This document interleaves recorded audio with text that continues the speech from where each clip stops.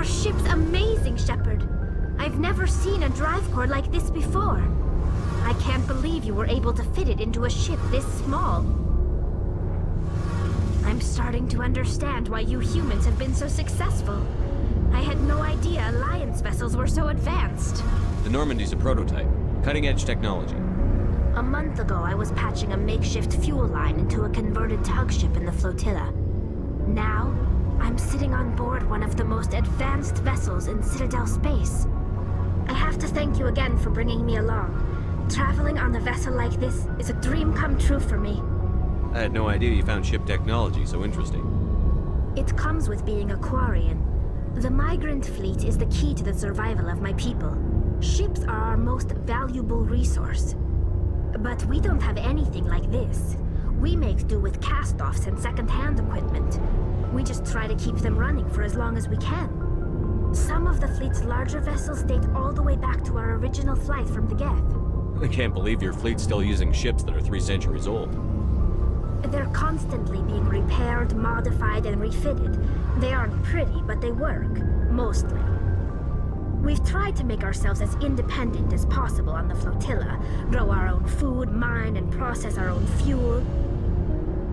But some things we just can't make on our own. A patch to maintain the hull integrity requires raw materials we just don't have. That's why our pilgrimages are so important. Tell me about your people. Our lives aren't easy. Resources are scarce, and we are constantly on the move. Everything we do must in some way contribute to the continuation of the migrant fleet. There are 17 million Quarians in the flotilla, and each of us relies on the others for survival. The bonds among my people are strong. Unfortunately, we have had to surrender many of the freedoms and civil liberties other species take for granted. What kind of freedoms? Well, it's illegal for parents to have more than one child. If our population grows too much, it would strain our resources to their breaking point. Of course, we also can't allow our numbers to become too few. If our population is in decline, the rule against single births is temporarily repealed.